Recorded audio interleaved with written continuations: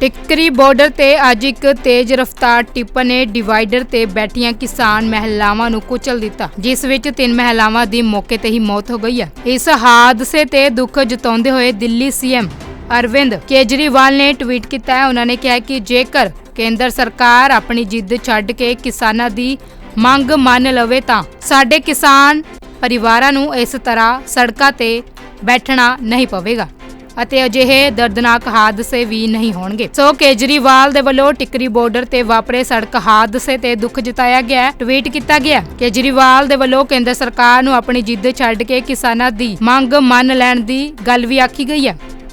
टिक्करी border ते अज एक तेज रफ्तार टिप्पर ने डिवाइडर ते बैठियां किसान महिलावां नूं कुचल दिता, जिस विच 3 महिलावां दी मौके ते ही मौत हो गई है। इस हादसे ते दुख जताउंदे होए दिल्ली सीएम अरविंद केजरीवाल ने ट्वीट किया है। उन्होंने कहा कि जेकर केंद्र सरकार अपनी जिद छड्ड के किसानां दी मंग मन लवे तां साडे किसान परिवारां नूं इस तरह सड़कां ते बैठना नहीं पवेगा ਅਤੇ ਅਜਿਹੇ ਦਰਦਨਾਕ ਹਾਦਸੇ ਵੀ ਨਹੀਂ ਹੋਣਗੇ। ਸੋ ਕੇਜਰੀਵਾਲ ਦੇ ਵੱਲੋਂ ਟਿੱਕਰੀ ਬਾਰਡਰ ਤੇ ਵਾਪਰੇ ਸੜਕ ਹਾਦਸੇ ਤੇ ਦੁੱਖ ਜਤਾਇਆ ਗਿਆ। ਟਵੀਟ ਕੀਤਾ ਗਿਆ ਕੇਜਰੀਵਾਲ ਦੇ ਵੱਲੋਂ ਕੇਂਦਰ ਸਰਕਾਰ ਨੂੰ ਆਪਣੀ ਜਿੱਦ ਛੱਡ ਕੇ ਕਿਸਾਨਾਂ ਦੀ ਮੰਗ ਮੰਨ ਲੈਣ ਦੀ ਗੱਲ ਵੀ ਆਖੀ ਗਈ ਹੈ।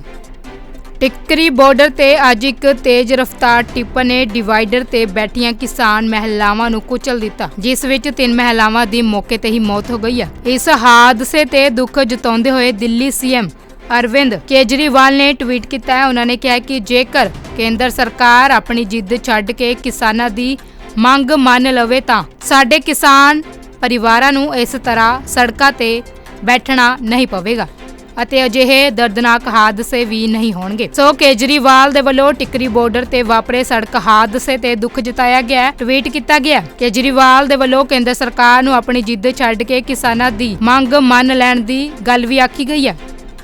टिक्करी बॉर्डर ते अज एक तेज रफ्तार टिप्पर ने डिवाइडर ते बैठियां किसान महिलावां नूं कुचल दिता, जिस विच 3 महिलावां दी मौके ते ही मौत हो गई है। इस हादसे ते दुख जताउंदे होए दिल्ली सीएम अरविंद केजरीवाल ने ट्वीट किया है। उन्होंने कहा कि जेकर केंद्र सरकार अपनी जिद छड्ड के किसानां दी मंग मन लवे तां साडे किसान परिवारां नूं इस तरह सड़कां ते बैठना नहीं पवेगा ਅਤੇ ਅਜਿਹੇ ਦਰਦਨਾਕ ਹਾਦਸੇ ਵੀ ਨਹੀਂ ਹੋਣਗੇ। ਸੋ ਕੇਜਰੀਵਾਲ ਦੇ ਵੱਲੋਂ ਟਿੱਕਰੀ ਬਾਰਡਰ ਤੇ ਵਾਪਰੇ ਸੜਕ ਹਾਦਸੇ ਤੇ ਦੁੱਖ ਜਤਾਇਆ ਗਿਆ। ਟਵੀਟ ਕੀਤਾ ਗਿਆ ਕੇਜਰੀਵਾਲ ਦੇ ਵੱਲੋਂ ਕੇਂਦਰ ਸਰਕਾਰ ਨੂੰ ਆਪਣੀ ਜਿੱਦ ਛੱਡ ਕੇ ਕਿਸਾਨਾਂ ਦੀ ਮੰਗ ਮੰਨ ਲੈਣ ਦੀ ਗੱਲ ਵੀ ਆਖੀ ਗਈ ਹੈ।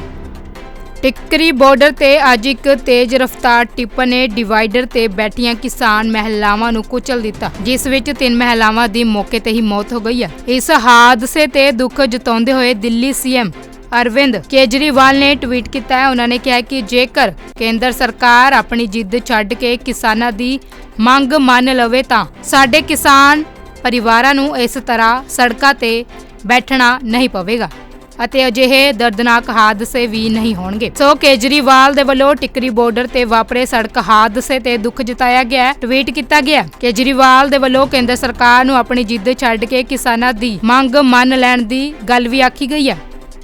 टिक्करी बॉर्डर ते अज एक तेज रफ्तार टिप्पर ने डिवाइडर ते बैठियां किसान महिलावां नूं कुचल दिता, जिस विच 3 महिलावां दी मौके ते ही मौत हो गई है। इस हादसे ते दुख जताउंदे होए दिल्ली सीएम अरविंद केजरीवाल ने ट्वीट किया है। उन्होंने कहा कि जेकर केंद्र सरकार अपनी जिद छड्ड के किसानां दी मंग मन लवे तां साडे किसान परिवारां नूं इस तरह सड़कां ते बैठना नहीं पवेगा ਅਤੇ ਅਜਿਹੇ ਦਰਦਨਾਕ ਹਾਦਸੇ ਵੀ ਨਹੀਂ ਹੋਣਗੇ। ਸੋ ਕੇਜਰੀਵਾਲ ਦੇ ਵੱਲੋਂ ਟਿੱਕਰੀ ਬਾਰਡਰ ਤੇ ਵਾਪਰੇ ਸੜਕ ਹਾਦਸੇ ਤੇ ਦੁੱਖ ਜਤਾਇਆ ਗਿਆ। ਟਵੀਟ ਕੀਤਾ ਗਿਆ ਕੇਜਰੀਵਾਲ ਦੇ ਵੱਲੋਂ ਕੇਂਦਰ ਸਰਕਾਰ ਨੂੰ ਆਪਣੀ ਜਿੱਦ ਛੱਡ ਕੇ ਕਿਸਾਨਾਂ ਦੀ ਮੰਗ ਮੰਨ ਲੈਣ ਦੀ ਗੱਲ ਵੀ ਆਖੀ ਗਈ ਹੈ।